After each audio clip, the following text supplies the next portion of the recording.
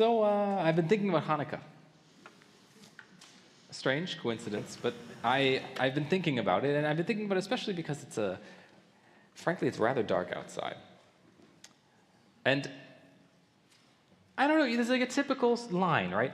In the darkest part of the year, we light candles to remind ourselves there's light in the darkness, that there's hope. We put our Hanukkah in the windows to share that light, and it's a symbol of the spiritual work of illuminating the world in light. Who has heard this narrative or description of Hanukkah? Give me a thumbs up. And it's kind of infantilizing.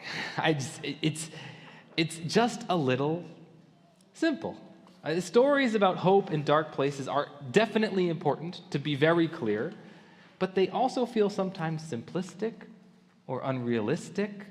This is the sort of sweeping narrative arcs. It feels, I don't know, a little like Christian, almost Tolkien-like, where light inevitably triumphs over good and there's a larger-than-life sense of things. But real life and real Jewish tradition don't always follow a handy, neat script like a light and darkness arc in a Greek play.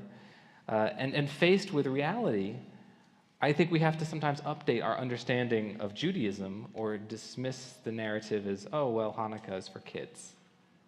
Have we ever had that feeling? I'm curious. Yes? Some nods? Once one of you is shaking your head, and I'm proud of you, by the way. And the conversations feel pertinent this year because a close friend of mine says to me a few weeks ago, Michael, we live in dark times. More than ever, I'm deeply worried about the future of my children, the future of this country, about being safe as a Jew. And I've heard a lot of people say that recently. That's unfortunately not that uncommon. And it's interesting, by the way, I didn't name it. This message feels nearly identical whether you're speaking to someone on the political left or right. My friends on both sides of the political spectrum reference this persistent sense of dark times. So here we are at Hanukkah with our standard narrative about light and darkness that seems a little underdeveloped. And yet, we do have this thoughtful need, this need for thoughtful narratives and perspectives on dark times.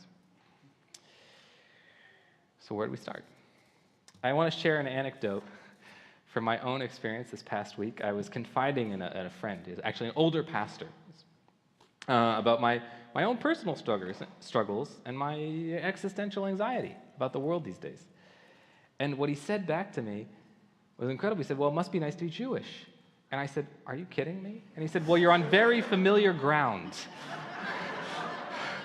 Which I was like, he was like, this is your home base. Like, there you go. Like, this is perfect. Everything's terrible. What a wonderful time to be a Jew. And I've really been mulling that over. I mean, Jewish history is not a rose garden, right? To be a Jew means dealing with suffering and darkness on a regular basis, a fact that many of us in America as Jews might not have had to deal with in a long time. There are those who feel overwhelmed by this sense of struggle and darkness, suffering in their lives, but I think Judaism says, well, you better seize that feeling and burn it for light and warmth. So here tonight, and on many other dark nights to come, I'd like to offer a reframing of Hanukkah. To be a light bringer can feel like a deeply individualized, even atomized act in a vastly large dark world. But the responsibility for whether things are light and dark ultimately belongs to God. It's not your problem. And while that ultimate responsibility is not ours, instead, what do we have? We have a commandment. Bring light into your daily life. This is a simultaneous act of commitment and humility. The fundamental idea of the mitzvot is not to wait passively for light and hope. You will not read about it in the newspaper. You have to create a little for yourself, where you are, just a bit. There's a Mishnah of Hanukkah about lighting candles. And Beit Shammai, the school of Shammai, says Hanukkah is best expressed when you light 8 candles, and then each night you do 1 less. Shammai, by the way, was a little bit like Jewish Eeyore, I'm convinced. But the tradition went with Hillel, who says, actually, our Jewish principle is always to ma'alin b'kodesh, to increase in, or to ascend in holiness and light in our actions. This is what we got to do, even when things are quite dark. It doesn't really matter.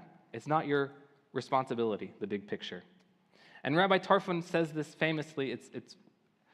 Judaism's got a lot of good quotes, y'all, but this one's really good. He says, "It's not upon you to complete the work, but neither are you free to desist from it." This is as good an instruction as you could ever hope for. We live as Jews in both good times and bad times, in light and darkness.